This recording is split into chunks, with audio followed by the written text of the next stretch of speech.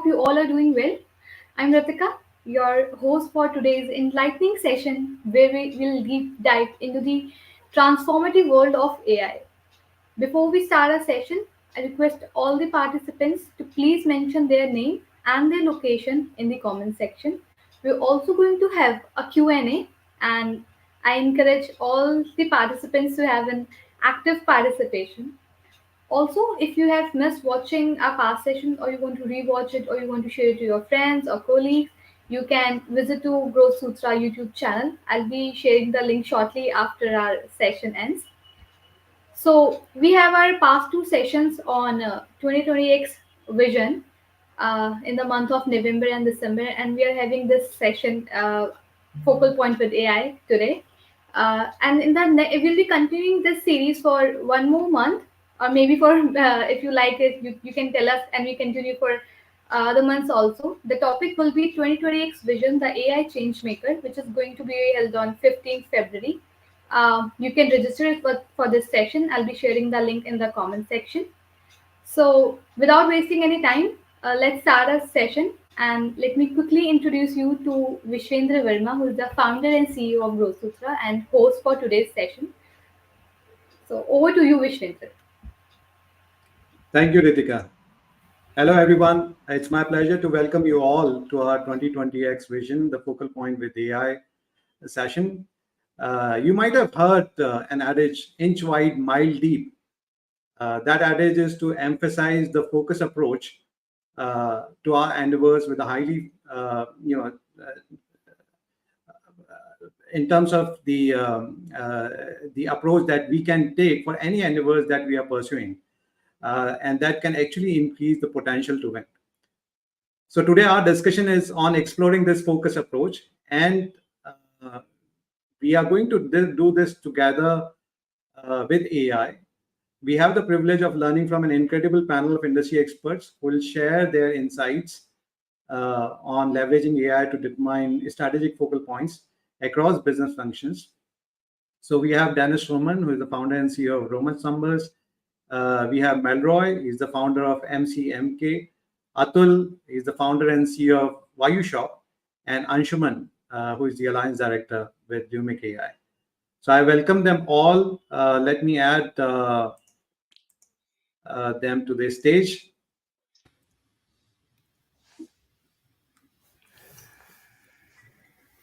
Hi. Would you like to introduce yourself, all of you?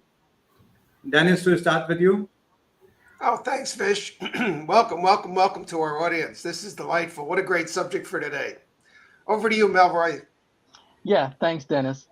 Hi, everyone. My name is Melroy Coelho. So just some brief background. Born in India, lived in the UAE in Dubai, and I now live in Toronto, Canada.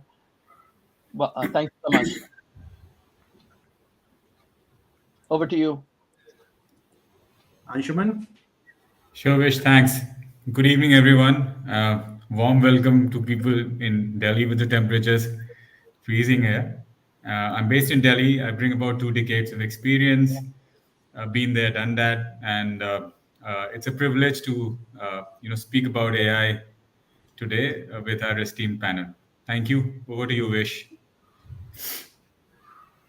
Atul, you want to introduce yourself? Hi, lovely people. I saw the audience and I was very thrilled the kind of people who are joining this session. And I would be covering how do we leverage the enterprise AI, generative AI platform that we have built. How do you use that as a platform to transform your business, to grow in career, or to solve your business problems? Thank you. So, to begin with, let me just quickly share, while Atul did mention about the topic which he's going to be covering, but we have structured the session as per the content flow shared here. So we have Dennis, who will be covering decoding financial data for growth, deriving focal points and opportunities from financial statements. Anshuman is going to be covering AI and design thinking, talking about building blocks, best practices overlays with design thinking and outcomes. Melroy is going to be covering agile marketing with AI, unpacking blind spots, simplifying possibilities, and determining your North Star vision. And as Atul already talked about. So he would be certainly talking about role of AI in boosting sales and profits, and he would be also showcasing a solution in this regard. So before I hand it over to the speakers. Let me set the context for this session. And in fact, we have started running this campaign almost a month back about this session, and we had also run a survey.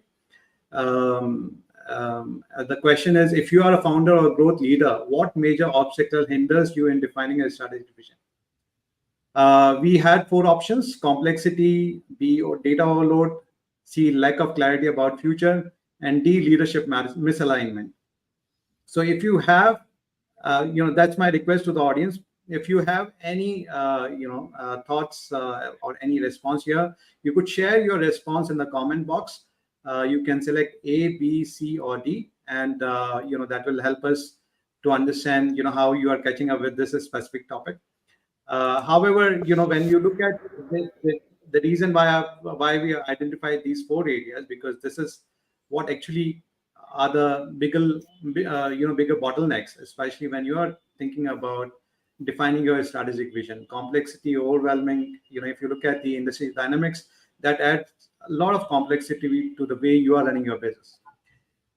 We are generating a lot of data almost every day, and having data overload, and then analyzing that data, identifying the value out of that data becomes a huge challenge.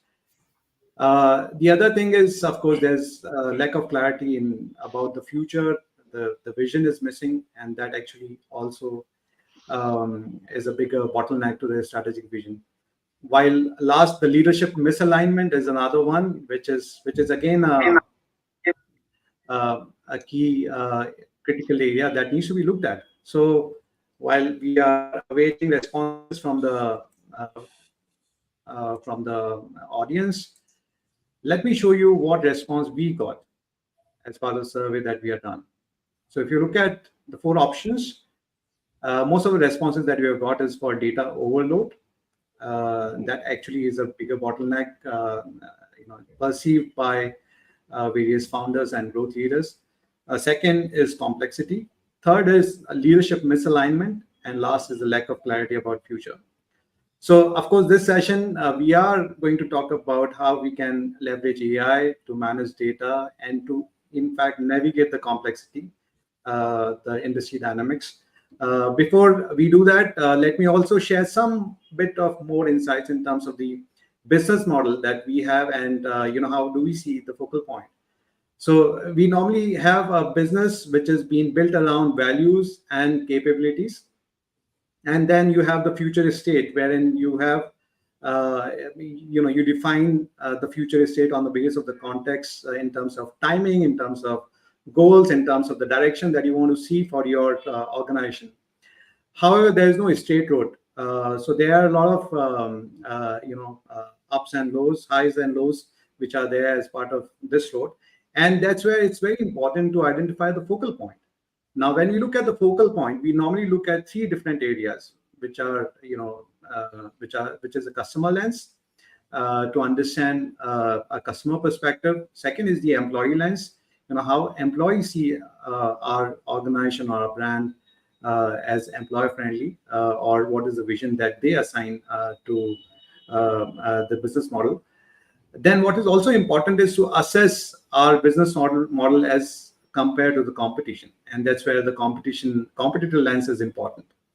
So when you apply all these 3 lenses, then you are going to get a focal point. However, you also need strategic levers that can help you gain a strategic advantage in marketplace. And then, if there might be a question, what are these strategic levers? And in fact, Michael Porter has talked about this strategic lever as part of his white paper in 1985. And he did talk about cost and differentiation focus, which can help to succeed in complex business environment. In fact, I did a post about this a while back. You can refer to that post, wherein I have actually discussed more in details in terms of what cost focus and differentiation focus is all about. So this the cost and differentiation is certainly going to work in terms of strategic levers. The last but not least is the multiplier lens, which is also important to drive growth and amplify results. And when we look at multipliers, these are the elements that can help you drive revenue, reach, and coverage. And when we look at this from our perspective, the three areas which are very important and that can help you drive, multiply, or that can actually drive growth, that can act as a multiplier for your business, is the marketing, talent, and technology. And these are three areas that we are going to talk about in our session today. So without taking much time now, I'm going to invite Dennis to share his insights on decoding financial statements for growth with the help of AI. Hey, thanks, Vish. Dennis, over to you. Thank you, Vish. That was a great beginning. I really enjoy these sessions with you. I learn a great deal as well, frankly. Thank you so much, Dennis. You betcha. So I'm only going to take a few minutes because I'm as anxious to hear the panel as everyone else. And I'm going to talk very briefly about AI. And my focus in my life is to be looking at the financial statements of public companies in order to increase the likelihood for sales teams to be more successful by making the top of the funnel smaller and not bigger. And I can explain very briefly. So there's an income statement. Many of you would be familiar with income statements. I'm not really going to explain an income statement, but I will bring up one point on the income statement. The second line on an income statement is called cost of goods sold. I'm sure I don't have to explain sales to this team, but cost of goods sold is something that especially affects manufacturers. So let's say you're calling on somebody who's in the manufacturing sector. Okay, and that line item, which constitutes the biggest cost that a corporation has, which in fact obviously affects their profits. They consist of material cost and labor cost and overhead costs that are related to building the product. Okay, all well and good. Now, and while classic income statements present cost of goods sold as a single line item, if you go to an AI tool and ask about this, it's going to tell you that if you go look at a 10K or a 10Q, and these are the quarterly and annual filings at the Securities and Exchange Commission that all public U.S. companies are regulated and have to supply. There you will find these other elements. Okay, so I'm using AI to help me. Okay, and I find later in artificial intelligence that COGS affects a company's gross profit and gross margin, et cetera, et cetera. So one might think that the lower the cost of goods sold, the better. The company makes so much revenue. If you can continually reduce the cost of the production of the items, all well and good. However, AI also tells us, if you look deeply, too low a cost of goods sold might also mean that the company is not investing enough in quality, which could have long-term. And I never thought about that. And I've been studying stocks all my life. I'm forever thinking cost of goods sold being lower is better. And it reaches a point where it's no longer true. And so while COGS doesn't include the other expenses like marketing, et cetera, et cetera. So this is just a very small fillet of information where AI has guided me. So when I go to my sales teams to do the training with Roman's numbers, I have another thing to incorporate to help them figure out who they should be calling on and what they should be telling those people. So I hope you had this aha moment. We just don't know how big AI is. We don't even yet know how much is in the tent or how much is outside of the tent. But at least in this case, I am forever enriching my own practice to guide the sales teams about how to go after public companies. And in the manufacturing sector, this is a very important element. I've been buying and selling and analyzing stock for 30 years. And I never even thought of that. And AI woke me up one day. It was like a slap in the face and said, hey, COGS could be too low. And I just never thought that would be true. Anyway, back to you, Vish. Thanks so much. Thank you, Dennis.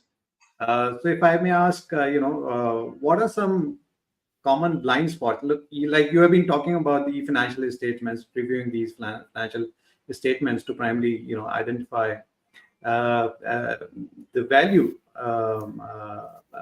which can be used primarily in terms of, in crafting your arguments, or using that to convince the management for budget, approval, so on and so forth. So what do you think could be the common blind spots which people might be missing out, and AI can help identify those blind spots, especially when we are looking at these financial statements? I actually, this is one of Roman's numbers' primary points, which is the following. You could understand the organizational structure of the company you're calling upon. You could understand the international footprint that the company may have.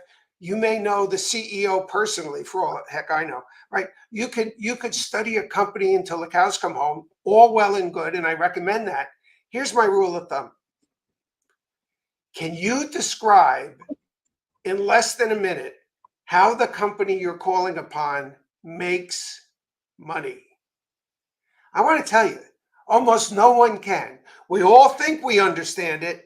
We think we understand it because we're thinking how they make revenue. I want to know how they make money. How do they produce a profit?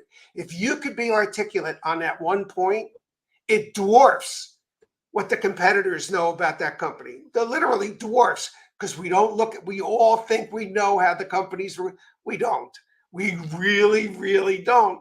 And the only way to really figure it out is to get involved in the income statements. So that's the catchphrase. Do you know how your company makes money? Yeah. Thank you, Dennis. Let me invite Anshuman. Anshuman, do you want to talk about design? Anshuman is going to be covering design thinking with AI. Anshuman, over to you. Thank you, Vish, for having me here. And Dennis, it was a great start. You've set the forum alive. So what I'll do is I'll quickly maybe try to touch upon a few things. Can we go to the full presentation mode? Is that possible? Because I think this is the outcome slide. Let me just blow up and go to the first you have slide. to kind of... is it visible now? I want to talk about... Cool. We can... it's not... It's perfect. If you can... if you can go in the screen share, in the presentation mode. I will do that. Just bear with me.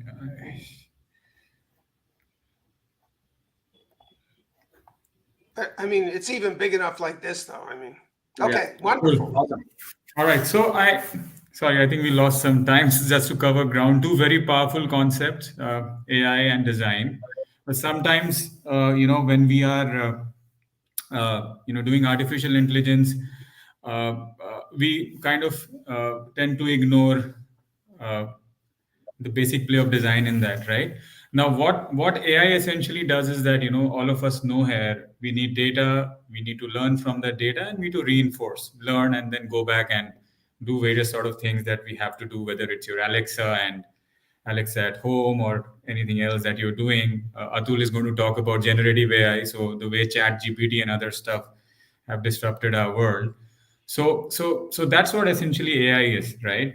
Now, when I quickly go and also touch upon, let's say, some of the fundamental principles of design, right? Now, my first experience of design was probably the iPhone that I had in my hand, right? So I think that's phenomenal when it comes to user experience and interface, right?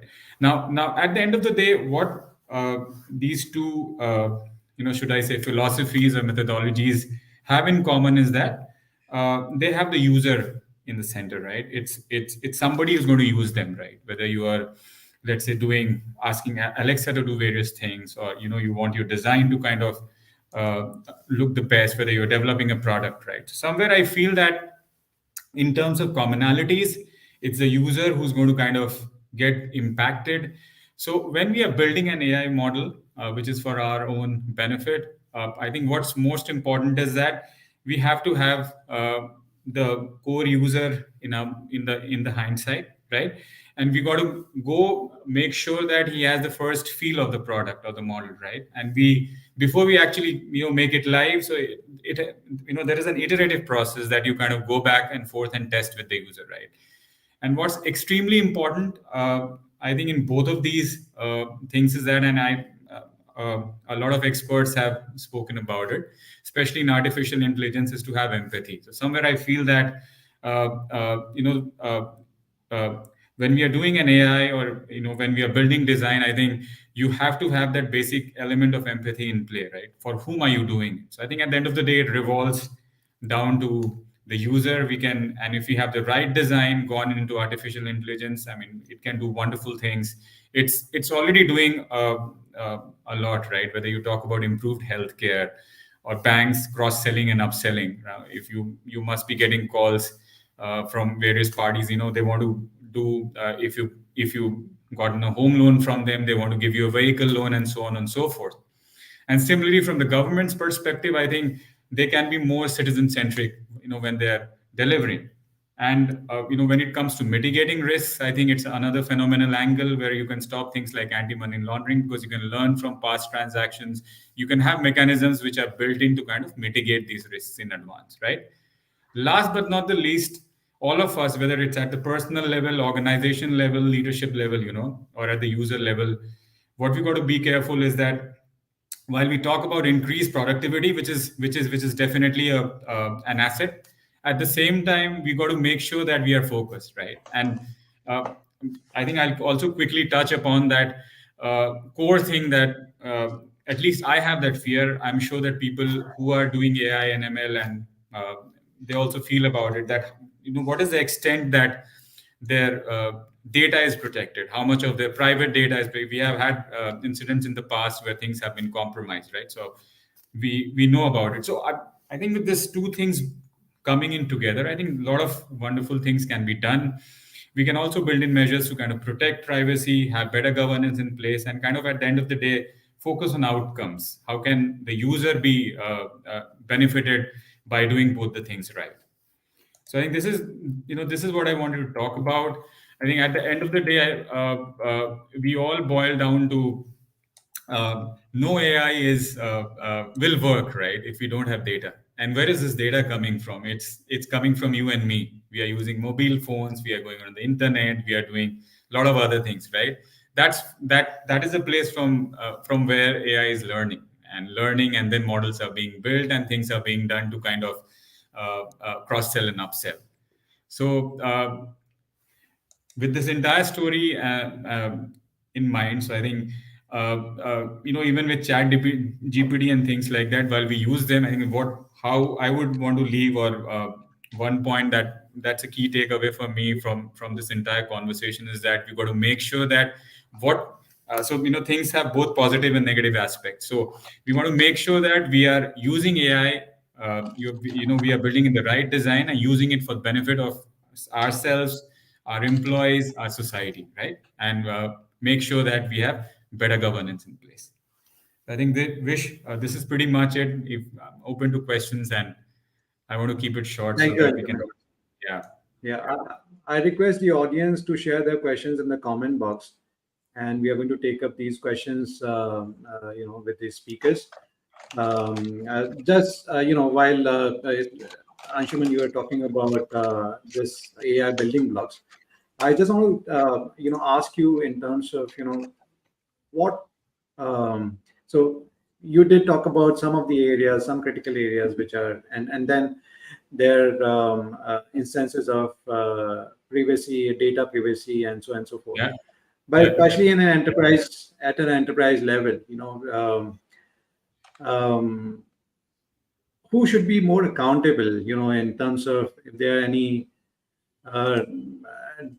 data breaches or privacy. So whether it should be the people who are designing the enterprise generative AI systems, or should be the employees who are the users of these systems.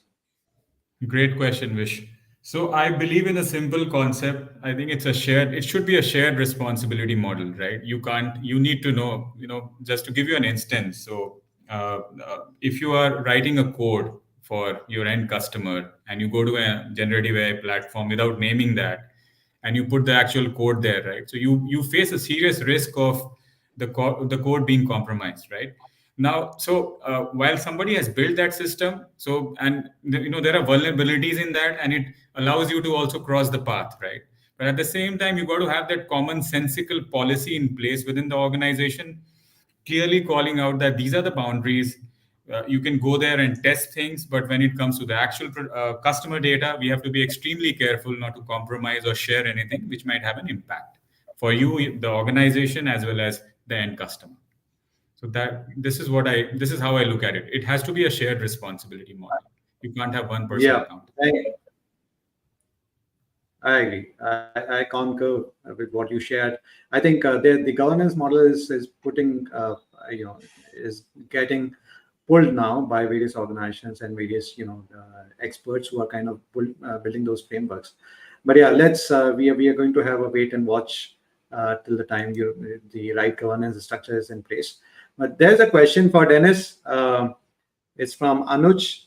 Uh, Whether an AI can do better fundamental and technical analysis than an experienced person in the stock market? What's your view? Well, I think the common wisdom today is AI is only going to threaten the jobs of people who don't know how to use AI, right? Everybody else is at risk. So that's why this mad rush forward is for all of us to try to get as AI literate as we possibly can. There's always, do I want AI to be helping my doctor figure out the diagnosis of what's wrong with me? Yes, I do. But I want the doctor to not rely on AI, certainly not at this point, to say, well, we're going to have to operate. I mean, so you're still going to want a seasoned guiding hand to interpret the data. That's a great question, though.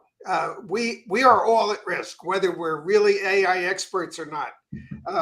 This is a revolution like none we've ever seen before. This is not blockchain. We still don't know what the boundaries of AI are. Where does it begin and end? So that's a great question. But I like to think we're still going to have equity analysts helping to guide us about the health of a particular stock. I'd love to hear from him if he wants to talk. We could have a great call offline. Thank you, Dennis. So yeah, in my opinion, of course, AI is an algorithm or a platform that augments a human capability, and that's that's how I see it at the moment. But let's see, how futuristic this technology is going to be. We'll have to see in terms of how it pans out in coming years. But now let me invite Malroy, and he's going to be talking talking about agile marketing along with AI. Marketing has been our subject for long, but what is more important is to look at how agility can be brought in forward together with the help of AI. Malroy?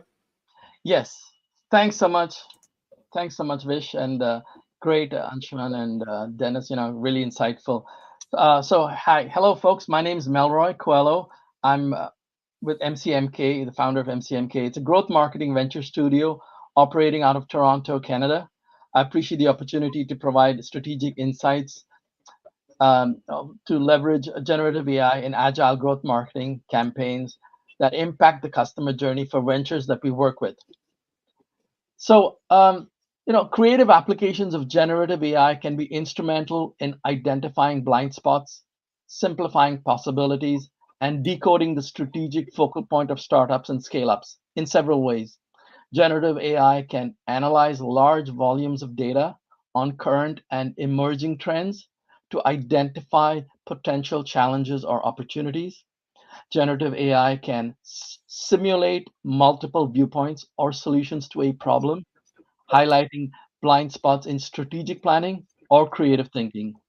AI can identify and focus on the strategic focal point and build North Star metrics by providing deeper insights, simplifying complex data landscapes, and delivering creative solutions. So blind spots exist at every level of the customer journey. We leverage generative AI for agile growth marketing projects and campaigns to significantly enhance the digital customer journey in several ways. Generative AI can tailor content to individual customers, for instance, creating customized emails, product descriptions, or blog posts that resonate with specific customer preferences or behaviors. A/B test versions from a single original version of an email script, create compelling and customized content for marketing campaigns, social media posts, or product demonstrations, saving time and resources typically spent on traditional content creation. AI driven tools can engage with customers 24/7, answering queries, providing product recommendations, guiding them through various decision making processes, analyze customer data to predict trends, preferences, and purchasing behavior, as well as creating targeted marketing strategies with personalized product offerings, thus enhancing cross selling and upselling strategies. Automate parts of the business development process like lead generation and qualification, follow up, even initial sales interactions, allowing sales teams to focus on more complex tasks. Dynamically adjust website or app interfaces based on user interactions and preferences, providing a more personalized and engaging user experience. For startups operating globally, AI can provide real time translation services to communicate with customers in their native language, thus expanding market reach. AI can analyze customer feedback and reviews to identify common issues or potential areas of improvement, helping in refining products and services.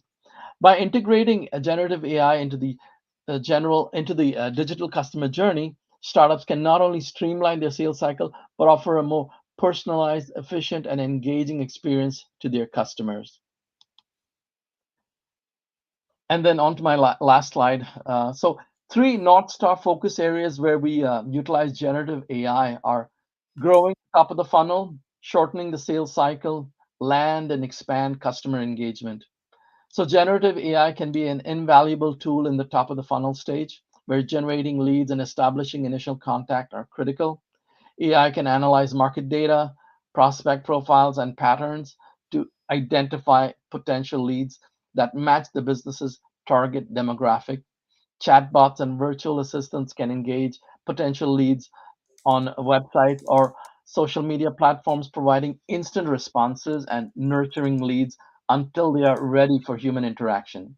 Generative AI can help in automating the initial outreach emails with personalized content for each lead, thereby saving time, increasing efficiency, and reducing sales cycle time.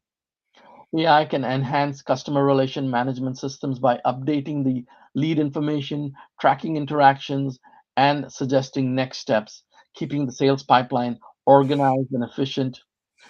Incorporating generative AI into the sales process can lead to more efficient lead generation, better customer engagement. Yeah, and that's it. So thank you. That's the end of my presentation. Thank you so much. Thank you, Melroy, for the insightful presentation. If I may ask a question, especially in terms of the low-hanging, fruit for organizations to start applying AI in sales, like you talked about shortening sales cycle, but what are the other low-hanging, fruit for organizations when you're looking at applying AI?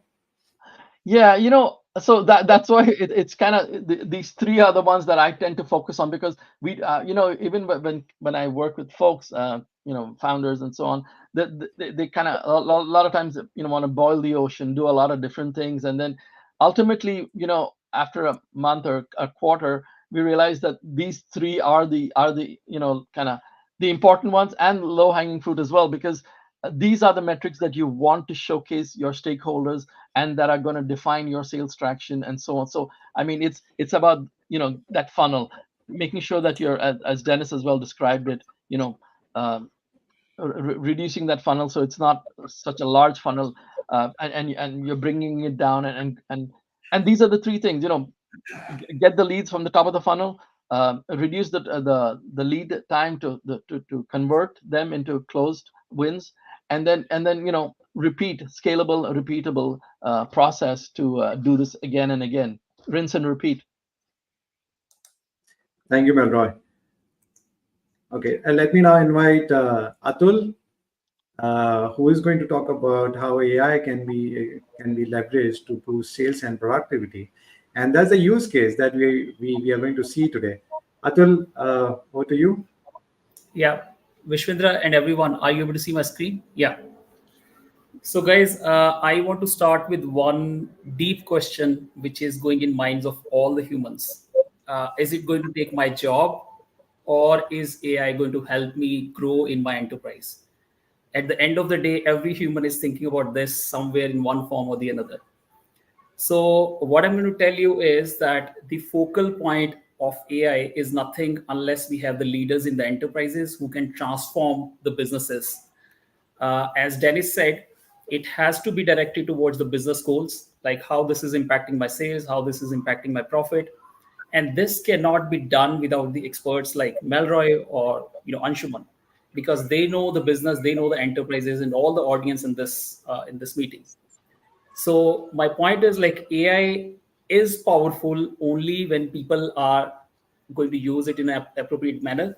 And that's how I'm going to show you how all the things come together. Okay. So you can visualize it like maybe you're reporting to CO -2, CO -1, or CO -3 in your MNC. And then what is going in the mind of the CEO that you can help him with. So all these boxes are their technical experts, but somebody in the companies who comes forward to translate this power of AI, he is going to be the winner. So let's take an example. Let's say Dennis has formed a company in US and it's running fine. And then he cares about the numbers. He has set aside the numbers for the budget for the AI also. He doesn't care, spending, let's say, $1 billion. But for what he cares is like his company has to go global very fast, right? And let's say he's in the automotive industry. And then he needs his team to come up with the plan. How would you use the AI to meet his business goals? He doesn't care whether this is Gen AI or which model this is being used. And I show you, let's say Melroy and Vishwendra are helping him with the marketing. Okay. And both of them said, okay, I can bring 1 million leads to your website. But all of them are bouncing off. And then Vishwendra says, okay, we have got only 50 dealers in India because it will take a lot of time. So that's where we are stuck. And then the Anshuman and let's say we come into picture, we say, okay, how AI will be used. What we do is we put an AI assistant on the website. So this is an example of the automotive, but this can be any other industry. And let's say 1 million users are coming to the websites now. They were just bouncing off because they needed someone to talk like a human. And now there's a button called Speak with AI. Now all these 1 million leads are first going to this AI, which is talking like human. And this is how people generally buy cars in India. They'll say, okay, I want to buy a car in budget. So what is the meaning of a budget? Is it like 10 lakhs or is it 20 lakhs or is it 30 lakhs? Only humans today could, nudge the customer in the right direction, but now AI can do it. So in this case, now AI has shown the example to the customer. It knows like this customer is looking for a budget car and then nudges him in the right direction. It's trained on your data. You can use the data that is there lying in the enterprises. And, that's the first step. The second step is, okay, now the customer shortlisted the car. Now he's looking for financing. So if everything was done with AI, but the financing did not happen, the sales will not go up and Dennis will not be still happy. So it's the job of all the people in the company to make sure the end goal of the sales is done. So there is also a financing in this. So this meets end-to-end sales goals. And now Vishwendra or Melroy, they are sitting, looking at all the leads that they are getting on the website, like 1 million. They are looking now, AI is handling there's all those sales. And wherever need be, it is pushing it to the human assistants. So this is, very, very quick summary of, okay, these many leads were handled by AI. Somebody was coming at 12 a.m. in the morning. AI does not care. And then it has an AI generated summary because somebody went to the showroom, somebody talked on the email, and then somebody was talking on the WhatsApp. So there is an AI generated summary which the entire team can see very quickly. And then the entire management team can see what are the positive sentiments for the customer, what are the keywords that are causing positive sentiments. For example, in Mumbai, customer may be caring about how far are the charging points. If you go to the suburban areas, people will be asking about the cost. So without these blind spots, it's very difficult to do anything. So this is how AI is bringing all the things together. And so the sum up of the point is, now this we came up with the domain expert in the auto industry. So whichever industry you are the domain expert. You know how to leverage the data. You know what are your workflows, what are your customers pain point, what are your employees pain points. And if you start thinking about what is going in the minds of CEO minus one, CEO minus two, then you're going to make a big impact. And then where we help you is, we bring the generative AI infrastructure and consulting services. So you know the domain, we know the expertise, and then we can plug in all the things to create the workflows for you.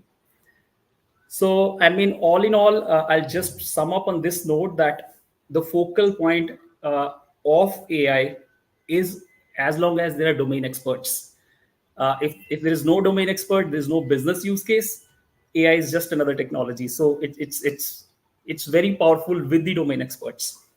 So I'll finish with this note, and over to you, Vishwendra, and for any questions. Thank you, Atul. I think it was an interesting presentation and interesting solution as well. And what I shared initially, that we have to look at multipliers. I think this is the use case of a multiplier, how AI can be used as a multiplier in such scenario to increase sales and profits. If I may ask a question, Atul, I'm just taking a liberty considering the fact that I've been waiting for these questions from the audience, but till that time, let me ask a question, especially in terms of when you look at the solution that you have shared. So, what intervention of human was involved in this entire journey from point A to the point where the sales has happened? Vishwendra, that's a very, very good question. Now you see, if somebody buys a car, it's a very emotional decision. Generally, like even a 12-year-old is getting involved in the decision of buying a car. And that means it might be happening on the dinner. People are having the conversation when there is no showroom open, like at 11 p.m. And then the AI is engaging this customer. But once it sees that now the customer has shortlisted the things, it passes it on to the human salesman in the dealer showroom, because nobody's going to buy the car without a test drive. So there is a very, very special assistant to the humans with the AI, because all those leads they could not engage because they would have called them maybe next day. By that time, the customer is not in that mood. Maybe he's driving, he's in the office. So AI is doing this work of 24/7 engaging the customers. And when it's ready, it passes it on to the lead, to the human, as if it was assistant. And then this person goes to the showroom and then takes a test drive. And then the next journey begins. So it's a very, very close collaboration of AI and humans. Okay, I think that's a key point. The collaboration between humans and AI is very important to make it make the entire value chain more successful. All right. Yes. So I see a question from Atul Kulshesha. So Atul is going to be our speaker in the next session as well. And he's asking, how can we automate email campaigns using AI? Are any AI platforms offering this service? Can you share the top 3 solutions for AI-powered email campaign automation? Thank you, Atul. Atuls are generally smart people. So thank you, Atul. So the thing is, you see, in all these interactions, what we were doing we were collecting all the conversation of the customers, and then AI is able to generate the personalized summary. In our case, the example that I gave, the human salesman gets the summary of all the conversation, and he also gets a recommendation what to pitch to this customer which this customer will like. So if I talked about budget, AI would recommend that, this is the pitch which is around budget. If I talked about luxury, it would be around luxury. So Atul, to answer your question, AI can analyze all the conversations and then find out what should be the pitch to this customer, which would make him which is around his context, around his world. So based on the past conversations, the emails can be generated by AI and then sent through a personalized channels. We don't have the email campaign, but we have the WhatsApp support for this. So customer can chat on the WhatsApp on the website, and then we can send them a personalized reminder via WhatsApp. I hope that answers your question. Awesome. Melroy, do you have any response to, in terms of the email automation with AI? Are there any solutions that are there in the market? Yeah, there's lots of them. I mean, so being mile deep, as you said, right? There's a lot of them. All of them do it. There's so many marketing automation solutions, and they're all jumping on the bandwagon. So I mean, it's kind of unfair for me to pick and choose one or two because it's different. I work with founders that someone finds Salesforce great, someone finds so there's a whole bunch of them.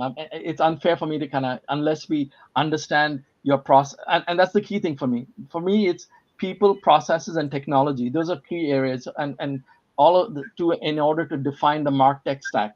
So you need to understand your people, whether the culture and the collaborative culture and their propensity for wanting to take on board things, whether they're currently using something. So it's kind of a mix and mash. So I mean, all I want to say, it kind of depends on your particular situation, Atul. So all of them are offering it now. Very few will not be offering it, but it depends on the extent. It depends on the workflows, the processes, your affinity of your team, because there's a lot to be said about the team itself and change management and changing behavior and accepting these things. Sometimes your own people in your own team might sabotage and kibosh those well-intended objectives. So it's yeah, that's my take on it, Vish. Thank you, Melroy. So yeah, as you said, there are some solutions, and of course there are email automation platforms which are there and which are actually using generative AI to at least generate the content. That's what I've seen so far. But in terms of building the overall workflow around email campaigns, that's something which they are not. There's no AI enabled workflow at the moment, which I've seen. So I'm yet to see that.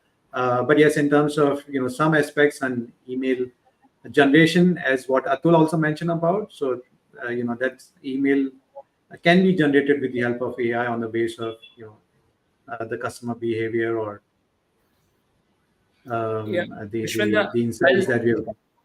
I would like to just add one point. So our solution has the generic capabilities. For example, because we can generate the personalized message, the personalized pitch.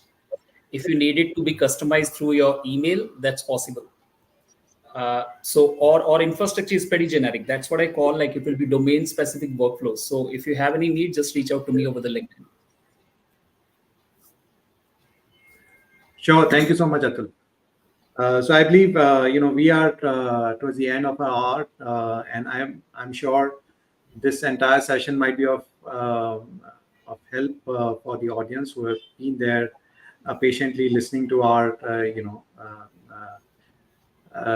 presentations, the insights that have been shared by the speakers. I'd like to thank Dennis, Melroy, Atul, and Anshuman for sharing their expert insights in terms of how generative AI or how AI can be a focal point in terms of driving growth and success for your businesses.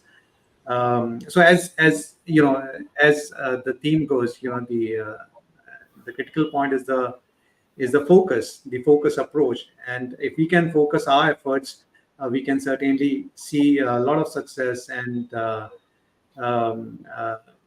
a better win rate as compared to a business model without a clear focal point. So thank you so much for joining this session. And we are going to have our next session. Sorry, I forgot to mention about that. We are going to have our next session on 15th of Feb. And this session is, the AI change maker. Ritika talked about it initially. So we are going to talk about the AI change maker, how, who are the influencers, who are the change makers within the organization, who are actually taking the ownership of AI and taking forward that it's been integrated with the overall ecosystem. So that's what we are going to discuss together with some of the industry experts. We are going to have Atul Pulshestra as one of the speaker here. He's the SVP Strategic Growth and AI Solution with Quintus Global, and he has a very extensive experience working with various ITS organizations, especially in Capgemini, Qual Technologies, Genpact, eFunds, MX, Gillette, and Tatas. He's also an investor, as I understand from his profile. So he established Global Business Partners, a boutique professional services firm. So we are, and then we are going to have Dennis as well as part of the session. We are still working out who are going to be our speakers for this session. So we are going to share this shortly with you. But if you have any further questions, you can reach out to us. We have our email IDs here. You can send your queries to us, and we would be more than happy to answer that. But in case if you have any more questions for the speakers, you can also reach out to them directly or send your question in the comment box, and we'll be happy to answer that. But thank you so much for joining this session. Wish you good luck, and we'll see you on 15th of Feb. Thank you, Vish. Thank you, everyone. Thanks, everyone.